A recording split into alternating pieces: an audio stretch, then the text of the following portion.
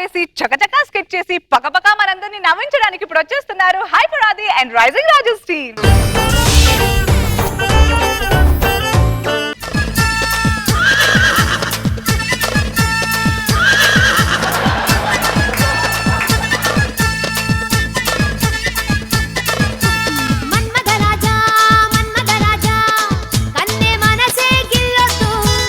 జబర్దస్త్ సామ్రాజ్యపు యువరాణి రోజా గారికి ప్రణామములు. మరి జబర్దస్త్ చెలికత్తె సారీ ఫీల్ అయినట్టుంది. అట్లా నువ్వు చెలికత్తె క్యాన్సిల్, కత్తి లాంటి చెలి. ఓకే, నేను ఒక రాజుని. అంతకు ముందు అదిరేబి అనే మహారాజుకు సలహాలు ఇస్తూ ఉండేవాడిని. నా సలహాలతో తనని ముంచి తన దగ్గర ముగించి నేను రాజునయ్యాను. First they correct. అలా చాలా మంది అయ్యారు. సుధీర్ అనే రాజు వేణు అనే మహారాజుని ముంచి తను రాజు అయ్యాడు. ఇలా అవినాషు, కార్తీకు, ఆర్పి, రాకేష్ ఇలా అందరూ ముంచే ఒకరి పొట్టగొట్టి పట్టం ఎక్కిన వాళ్ళే అందరూ. సరే, ఇక నాకు టైం అయింది, నేను వేటకి బయలుదేరతాను. ఏమండి ఎక్కడికి వెళ్తున్నారు? బాహుబలి సినిమా బంగ్లాదేశ్ లో రీమేక్ చేయడానికి వెళ్తాను, వస్తావా? కరెక్ట్ టయానికి వచ్చి తగలడిద్ది. ప్రతి సంవత్సరం క్యాలెండర్ మారంటే పెళ్ళం కూడా మారితే భలే ఉంటది. ఏమండి ఇసుక్కుంటున్నారా? అబ్బే లేదు, చేతిలో బత్తాకం ఉంది కదా, పిసుక్కుంటున్నా. నన్ను ఆశీర్వదించండి. నా ఆయుష్ తగ్గిపోద్ది నువ్వు అలా చేయకే. దేనికి? మరి నాకంటే పెద్దోళ్ళు నా కాలు మొక్కుతా తగ్గిపోదా? ఏమండి ఈ డ్రెస్ లో మీరు కింగ్ లాగా ఉన్నారు, నేను ఎలాగున్నాను? కాల్ చేసిన కింగ్ సిగరెట్ లా ఉన్నావు. ఏమండి మీరు అలాగంటారు? రామచంద్రపురం రాజు గారు వాళ్ళ ఆవిడ గుడి కట్టాడు తెలుసునా? దానికంటే ముందు 10 మందికి తాళి కట్టాడు తెలుసునా? పేరుకే రాజు కానీ నా మీద దండయాత్ర చేసింది లేదు, చచ్చింది లేదు. అంతిమ యాత్ర చేసుకోవాల్సిన వయసులో నీకు దండయాత్ర అవసరం అంటే? నేను వేటకి వెళ్తున్నాను, నువ్వు ఇక్కడే బడి చావు. ఏమండి గన్ను తీసాడండి. 30 సంవత్సరాల నుంచి ఓ తుడుతుంది తప్ప దాన్ని వాడింది లేదు, చచ్చింది లేదు, తుప్పట్టి ఏడుతుంది. నీలాంటి కప్పెట్టాల్సిన దాన్ని చేసుకుంటే ఏదైనా తుప్పట్టాల్సిందే. సర్లేండి, దారిలో జాగ్రత్త. దారిలో నాకేం భయం లేదు, ఎదురయ్యే వాళ్ళంతా మీ చుట్టాలే. కోతులు, చింపాంజీలు, కొండ ముచ్చులు మొత్తం. అట్టేనే మామయ్యని అడిగినట్టు చెప్పండి. ఇది నాకేసింది, మామూలు కాదు. ఎయిరేటి మొగుడనేవాడు మూవీలు అంటూడండి. అమ్మ ప్రొడ్యూస్ చేస్తే పిల్లని డైరెక్ట్ చేస్తుంది, మామూలుగా ఉండదు వ్యవహారం. మొత్తానికి వేటకి వెళ్తున్నాను, మామూలుగా ఉండదు ఈరోజు వేట. చూడండి, వేటా స్థలానికి వచ్చేసి. రంబా వచ్చేసావా? రంబా రంబా నువ్వు రంభ కోసం తప్పచ్చు చేస్తున్నావు అంటే దేవుడి కోసం చేయట్లేదా? ఎక్కడో చూసినట్టుందిరా. ఏంట్రా ఇది?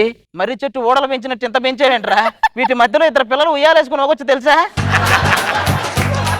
దానికి ఆయిల్ రాయాలంటే ఆస్తులు అమ్ముకోవాలేమో. మూర్ఖ మానవా, ఎన్నో సంవత్సరాలు తపస్సు చేశామురా. మంత్రశక్తులన్నీ నా కైవసం రా. శక్తులున్నాయా స్వామి నీ దగ్గర? స్వామి నాకు ఈ మధ్య పెళ్లి అయింది స్వామి. ఓ నీకు పెళ్లి కూడా అయిందా? తేడా ఏమన్నా కనిపించిందా? కనిపించిందండి. పెళ్లికి ముందు మా ఆవిడ ఒక్కటే అందంగా కనపడేది, ఈ తర్వాత అది తప్ప అందరూ అందంగా కనపడుతున్నారు ఇప్పుడు ఎవరిని చూసినా. అది అందరికీ కామనేరా.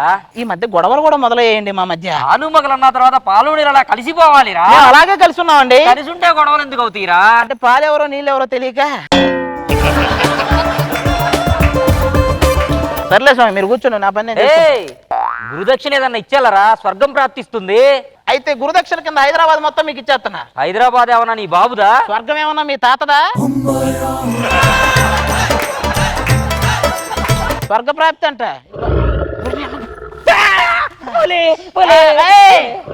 ఏంటిది? అయ్యా రాఘవ నన్ను కడుపు చేసి వదిలేశా.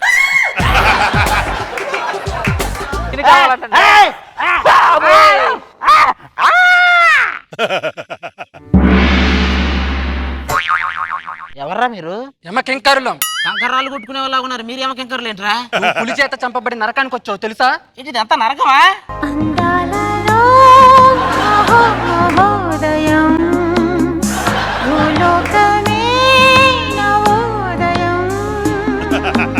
నువ్వు వచ్చింది పిక్నిక్ కాదురా, నరకానికి. అంటే మా ఇంట్లో నేను భరించిన నరకానికంటే ఇది పెద్ద నరకమేం కనిపించట్లేదండి ఇక్కడ. మా గురువు గారు వచ్చే టైం అయింది, ఆగు. ధర్మ పరిపాలన దురంధరుండా, సకల పాప శిక్షణ అధ్యక్షుండా. సుబ్బారావు కొట్లో సున్నుండా, నీ డైలాగు లేకుండా నువ్వు అక్కడ కూర్చుండా. ఎవడే హైడ్? భూలోకంలో పులి చేత చంపబడి నరకానికి వచ్చిన జబర్దస్త్ ఆర్టిస్ట్. అయినా గత 4 సంవత్సరాలుగా భూలేఖం నుండి ఎవరో సరిగ్గా రావట్లేదంటే. అంటే 4 సంవత్సరాలుగా జబర్దస్త్ అనే కామెడీ షో నడిపిస్తూ అందరిని నవ్విస్తూ వాళ్ళ ఆయుష్ పెంచుతాను. ఇంకెవరు వస్తాను నీ దగ్గర? మధ్యలో 1 సంవత్సరం బాగా వచ్చారబ్బా. అంటే అప్పుడు షేకింగ్ శేషు అనే ఒక కురుగుద్దురు చేసేవాడు, అలా వచ్చేవాళ్ళు చాలా మంది. మీ పనే బాగుందిలే. మీ పనికి ఏమైంది? పెళ్ళం పోరు. కమల్ హాసన్ యూనివర్సల్ హీరో అయినట్టు పెళ్ళం యూనివర్సల్ ప్రాబ్లం అనుకుంటా. దానికి తోడు వీళ్ళందరికీ శిక్షలు వేయాలంటే మహా కష్టంగా ఉంది. ఇది పాపులకు శిక్షలు వేయటం కష్టమా? ఆ, నేనేస్తానయ్యా పాపులకు శిక్షలు. నీకేం తెలుసా ఈ భూలోకానికి ఈ లోకానికి తేడా ఏంటో తెలుసా? ఎందుకు తెలియదు? మనం బస్సు ఎక్కితే భూలోకం, మన మీద బస్సు ఎక్కితే ఈ లోకం. శిక్షలేయడం అంటే పంచలేయడం అనుకున్నట్టే. పిలిపించండి పాపులను. ఈడేం చేశాడు? పెళ్ళం బాధలు భరించలేక పిచ్చి పట్టిన వాళ్ళని ట్రీట్మెంట్ చేస్తానని చెప్పి మోసం చేశాడు. అయితే ఈడికి రచన బిస్కెట్లు పదే పదే చూపించండి. ఇదేం చేసింది? ఇది పెళ్లి కాకముందే ముద్దు పెట్టుకుంది. అవునా? అట్లయితే దీన్ని ఆ సలసలా కాగుతున్న గది ఉంది కదా, ఆ గదిలోకి పంపించండి. ఇదేం చేసింది? ఇది పెళ్లి కాకముందు ముద్దు పెట్టలేదు, పెళ్లి అయ్యాక కూడా ముద్దు అయితే పెట్టలేదు. దీన్ని నా గదిలోకి పంపించండి. దేనికి? అంటే ఆ గదిలో లిఫ్ట్ ఉంది కదా స్వర్గధారానికి. బలా మానవ బల, ఆ. నువ్వు నాకు బాగా నచ్చావు. ఆ. మా కూతుర్నిచ్చి నీకు వివాహం జరిపించదా? అవునా? ఆ, పిలిపించండి. అమ్మాయి, త్వరగా రా.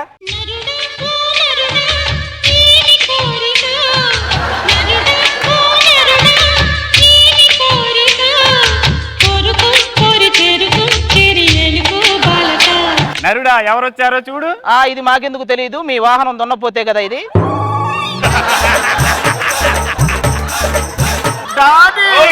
ఇది నా పుత్రిక. దేవుడు కూతురు అంటే రంభ అనుకున్న, ఇదేంటి భ్రవరాంబ థియేటర్ అంత ఉంది? అయినా సమయం ఆలస్యం అవుతున్నది, దండలు మార్చుకోండి. మీకు ఈ దండ వేస్తే ఏమనిపిస్తుంది? అడవిరాముడి సినిమాలో ఏనుగు ఎన్టీఆర్ మీద వేసినట్టే ఉంది. అంటే నేను ఏనుగునా? మరి ఏనుగుగా ఏంటి? ఏనుగు 2 దంతాలు ఉంటాయి, నీకు 32 దంతాలు ఉంటాయి, అంతే తేడా. మాకు సురపానానికి టైం అయింది, అది సేవించి వస్తాను.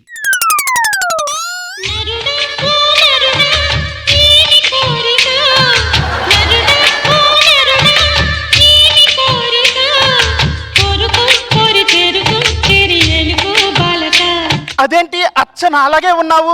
Same pinch. మా ఆయన పేరు ఆది. మా ఆయన పేరు కూడా అదే. Same pinch. ఆయన నువ్వెందుకు ఇక్కడికి వచ్చావు? ఏమండి మా ఆయన చచ్చిపోయాడండి, దాంతో బెంగ పెట్టుకొని మంచాన్ని బట్టి చచ్చిపోయి ఇక్కడికి వచ్చానండి. బెంగ బొక్క వయసు అయిపోయి మంచాన్ని బట్టి వచ్చి ఉంటది. ఏమండి మా ఆయన అండి? మా ఆయన ఏమండి? ఎందుకండి నేను ఉండగా దాని పెళ్లి చేసుకున్నారు? నువ్వు ఆర్టీసీ బస్సు లాంటి దానివే, ఆపినప్పుడే ఎక్కాలి. ఇది ప్రైవేట్ బస్సు, ఆపి మరీ ఎక్కించుకుంటది. ఏమనుకుంటున్నావు? ఈ నాకు తాళి కట్టని మొగుడే. నేను దండేసిన మొగుడు, వీడు నావాడు. తమిళనాడు కర్ణాటక మధ్య కావేరీ నదిలాగా అయిపోయింది నా పరిస్థితి మీ ఇద్దరి మధ్య.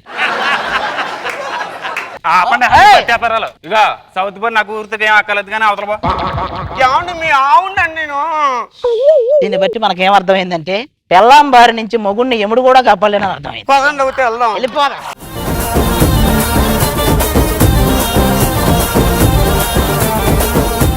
రోజా గారు బాగుంది, సరదాగా వెళ్ళిపోయింది. అండ్ ఆయన స్పెషాలిటీ ఏంటంటే ఫేస్ లో ఎక్స్ప్రెషన్ లేకుండా అలా సైలెంట్ గా వేసేస్తూ ఉంటాడు. మనమేమో నవ్వుతూ ఉండాలి. Very nice. నాగబాబు గారు గుడ్, అది బాగుంది. కాన్సెప్ట్ల గురించి పెద్దగా పట్టించుకోకపోయినా నీ డైలాగ్ పంచెస్ తోటే ఎంటర్టైన్ చేయగలవు. మళ్ళీ బాగా ఎంటర్టైన్ చేసావు. గుడ్.